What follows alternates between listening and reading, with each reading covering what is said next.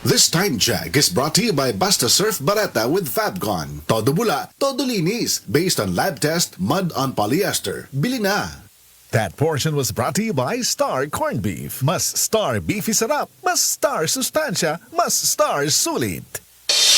Koy Herbal Capsule. Koy Herbal Capsule. Inom ni anak matag adlaw aron muligo na imong resistensya og immune system. May micronutrients gikan sa vitamins and mineral nga gikinahanglan sa tong lawas. Kay kakuha nga niini mo resulta sa lain-laing balatian. Ang vitamin D, vitamin K, calcium, magnesium ug phosphorus mulig-on sa kabukugan. Niya nang tanan sa Koy Herbal Capsule. Kasaligan nga food supplement. Ang koy na lang akong gihimong maintenance, okay raman na. Nabalik man sa normal ang akong blood pressure o sugar. Koy Herbal Capsule, aprobado sa FDA. Tag 250 lang. No approved therapeutic claims. Si Mommy at si Washing Machine believe sa Pride Washing Machine Detergent. Hello, Washi! Hello, Mommy! Laundry day na naman! Ready ka na sa mancha, chocolate, putik, libag? Kaya yan ang Pride Washing Machine Detergent. May triple stain-away formula. Tanggal ang makapit, madikit, at malupit na dumit mancha. Easy ang labada. Mula noon hanggang ngayon. All you need is pride. All you need is pride. Pride Detergent, manufactured by ACS Manufacturing Corporation. ISO certified, world-class quality. ACS. Ubo? Plemix. Hubak? Plemix. Plema? Igawas na. Plemix Forte Lagundi Capsule and Syrup. Ginama gikan sa natural nga lagundi. Plemix. Basta lagundi, Plemix. Vitex Negudo L is the generic name of Plemix Forte. If symptoms persist, consult your doctor. Ubo? Plemix. Hubak? Plemix. Plema? Igawas na. Plemix Forte Lagundi Capsule and Syrup. Ginama gikan sa natural nga lagundi. Plemix. Basta lagundi, Plemix. Vitex Negudo L is the generic name of Plemix Forte. If symptoms persist, consult your doctor. This time check is brought to you by Star Corned Beef. Mas Star Beefy Sarap. Mas Star Sustansya. Mas Star Sulit. This time check is brought to you by Tri-Surf Fabric Conditioner. Mas bumabango ang damit under the init. Oras, gihatod kaninyo sa EXL Magkabuhay. Buhay at makulay ang buhay sa EXL Magkabuhay. This newscast is brought to you by Globe at Home G-Fiber Plan. Get it now via globegfiber.com. SED Alert! SED Alert! Lumipag matuod sa kayuhan. Hatid ka na to sa SED Marketing Health Testimonies. Sa akong pagpanarbaho, di magid maligayan nga ang panakit sa panglawas, sa mga pamaol, sa 12 ka oras at pagpanarbaho kada adlaw. Makita gid nimo ang alibyo nga pag magamit ka sa seed liniment kay wala magid akong kuan mo gaano gyud pamati kanang sa pagdayong katulog mao magid akong gamiton kay ang panakit sa lawas mugaan magid ang lawas. Ako si Jupiter Pinta, taga Diguan sa Ami City. Health Testimonies.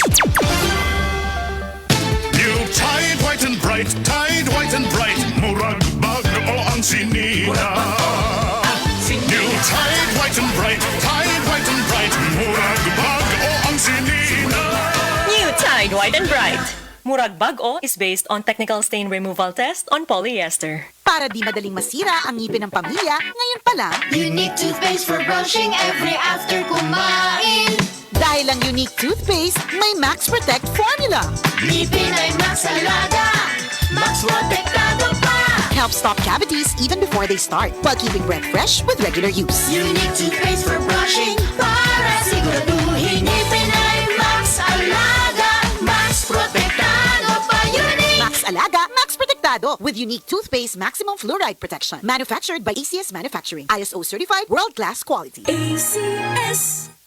Ang high blood pressure posible nga tungod sa stress ug pag-abuso sa lawas atong paminawon ang natabangan sa Paragis Bila-Bila Coffee. Sukad ko nakagamit sa Paragis Bila-Bila Herbal Coffee, hindi na ko nakita nagsugod og ka baba ang akong blood pressure. So hangtod karon di ko mapawala sa Paragis Bila-Bila Herbal Coffee kay kini siya maoy nakapababa gid sa akong high blood pressure. Ako di ay si Ed Curasa, station manager sa Radio Bayugan. Sa Paragis Bila-Bila, dili na ka mag-agwanta pa. Ako si Radyoman Buin Algono. Kining balita hatod kanato sa Paragis Bila-Bila Herbal Coffee. Ani ana ang pinakabag-o nga klase sa kape nga gisiguro ang saktong timpada, makahatag og kayuhan sa kalawasan. Mao kini ang Paragis Bila-Bila Herbal Coffee. Makahatag og usa ka tasa nga lami nga way sama. Kinutaw nga pag-amping sa kalawasan nga makigpatok sa palatian. O karon sa ato ang balita. Wa magdahom ang usa ka customer nga mauli pa ang iyang kwarta nga dulan sa 400,000 pesos human kini nahabilin sa usa ka restaurant. Apan ang manager sa restaurant didto sa Isabela wa naglangay sa pag-report ngadto sa pulis sa diha nakakita og kuwang nga bag niadtong Sabado diin dunay sud nga kwarta nga 390,000 pesos. Human nagkonfirmar sa identification card na uli ang kwarta ngadto sa customer nga si Jeffrey Harada.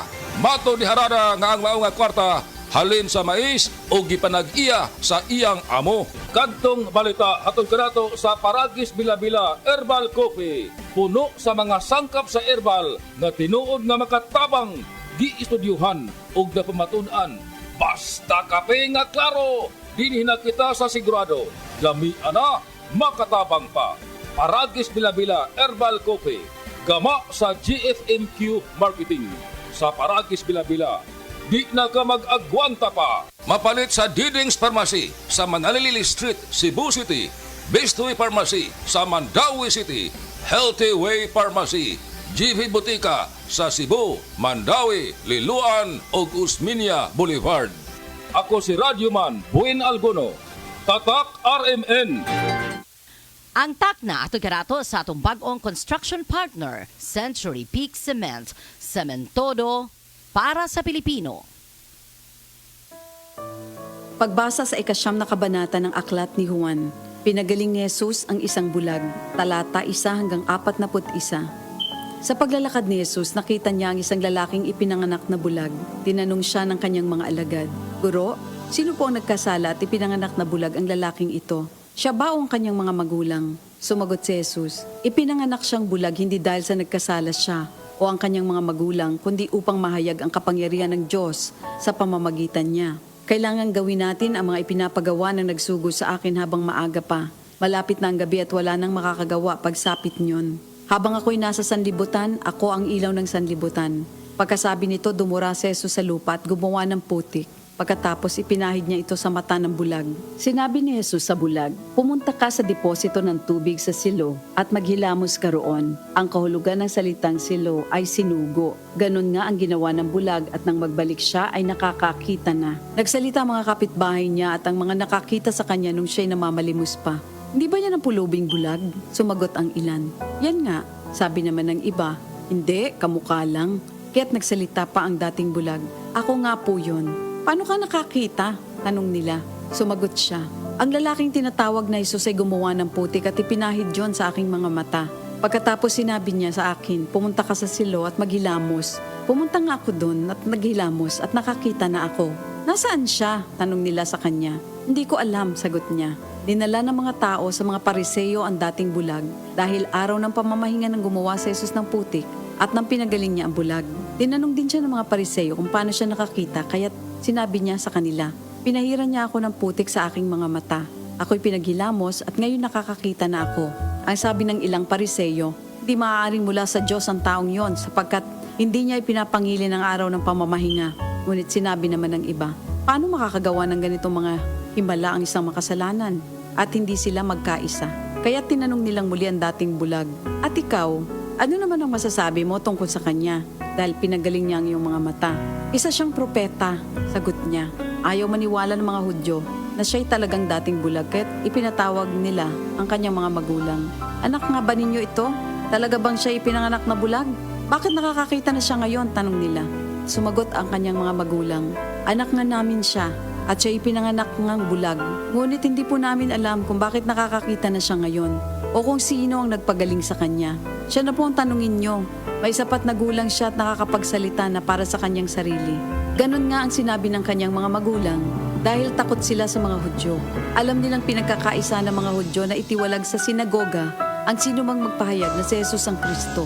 Ito ang dahilan kung bakit sinabi ng kanyang mga magulang, "Siya'y nasa tamang gulang na, siya ang tanungin nyo." Muli nilang ipinatawag ang dating bulag at sinabi sa kanya, "Sa pangalan ng Diyos, magsabi ka ng totoo. Alam namin ang taong yon ay makasalanan." Sumagot siya, "Hindi ko po alam kung siya'y masamang tao o hindi. Isang bagay po ang alam ko. Ako'y dating bulag, subalit ngayon ay nakakakita na." "Anong ginawa niya sa'yo? Paano niya pinagaling ang inyong mga mata?" tanong nila. Sumagot siya, "Sinabi ko na po sa inyo at ayaw naman ninyo akong paniwalaan. Bakit gusto ninyong marinig muli? Nais ba ninyong maging alagad din niya?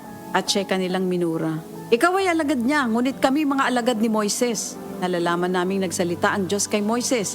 Ngunit ang taong yon, hindi namin alam kung saan siya nanggaling. Sumagot ang lalaki. Yan nga po ang nakakapagtaka. Hindi nyo alam kung saan siya nanggaling. Gayunpaman, pinagaling niya ang aking mga mata. Alam nating hindi pinapakinggan ng Diyos ang mga makasalanan. Ngunit pinapakinggan niya ang mga tunay na sumasamba sa Kanya at sumusunod sa Kanyang kalooban. Noon pa man ay walang makapagpagaling ng mata ng taong ipinanganak na bulag. Wala pong magagawa ang taong yon kung siya hindi mula sa Diyos. Sumagot sila. Ipinanganak ang makasalanan at ngayon nais mo pa kaming turuan? At siya'y kanilang itiniwalag. Nabalitaan ni Jesus na ang lalaking pinagaling niya itiniwalag ng mga Pariseyo. Kaya na matagpuan niya ito, ay kanyang tinanong, sumasampalataya ka ba sa anak ng tao? Sumagot ang lalaki, sino po ba siya, Ginoo? Sabihin niyo po sa akin upang ako'y manalig sa kanya. Siya'y nakita mo na. Siya ang kausap mo ngayon, wika ni Jesus. Sumasampalataya po ako, Panginoon, ang sabi ng lalaki. At sinamba niya si Jesus. Sinabi pa ni Jesus, naparito ako sa mundong ito upang humatol at nang sa gayo'y makakita mga bulag at mabulag naman ang mga nakakakita. Narinig ito ng ilang Pariseyong naroon at sila'y kanilang tinanong, ibig mo bang sabihin mga bulag kami? Sumagot si Jesus, kung kayo nga'y bulag, wala sana kayong kasalanan. Ngunit dahil sinasabi niyong nakakakita kayo, ang kasalanan ay nananatili sa inyo. Ito ang salita ng Diyos. Oras, hatod ka nato sa Camel Soy Sauce. Kini nga balita agihatod kaninyo sa Plemex. Pag may ubo o hika, mag-Plemex agad. Basta lagundi, Plemex.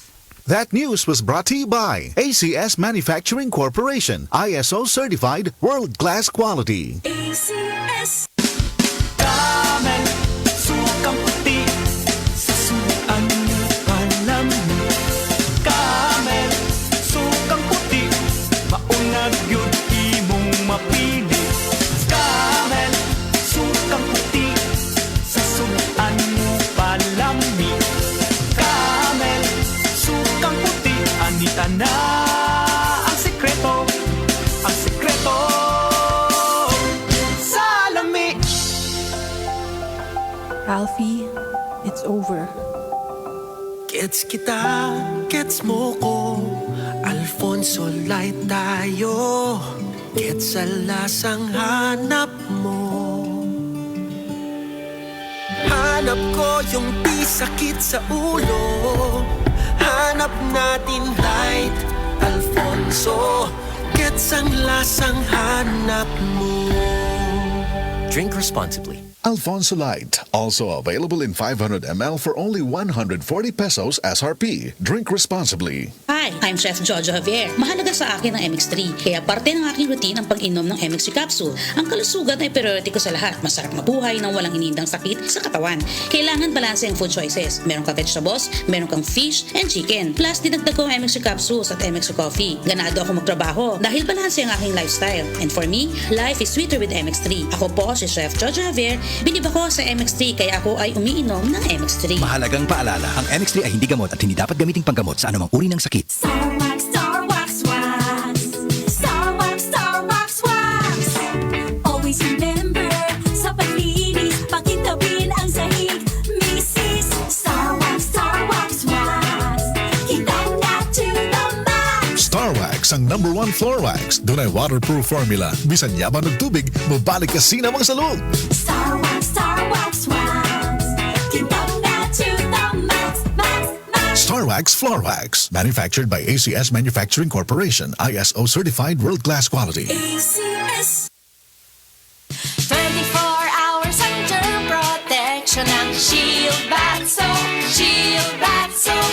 24 hours under protection ng Shield Bath Soap. Shield Bath Soap. Protektahan ang kalusugan ng pamilya. Mag-Shield Bath Soap regularly. Kills 99.9% ng germs at recommended pa ng Philippine Nurses Association. Shield Bath Soap. Shield Bath Soap. Shield. Galit sa sakit, may malasakit. Shield Bath Soap. Manufactured by ACS Manufacturing Corporation. ISO certified. World-class quality. ACS. Parating ang swerte! Simula ngayong Setyembre! Abangan kung paano mananalo sa ACS Kwarta Extravaganza 2023. Abangan! Hi, I'm Dr. Michael Smith, a medical doctor and senior health scientist of Life Extension Foundation USA. I recommend Life Extension Vitamin D3 for everybody. This is the most practical and wise way to protect our health from diseases like cancer, heart disease, diabetes, and a lot of other health conditions.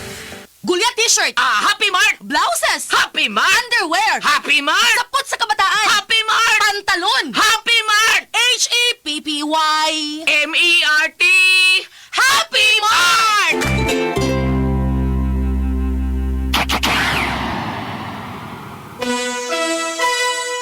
Oras sa mga kasama na 5:44 na. DYHP Bustamante at Galilea sa Unang Radyo, Unang Balita.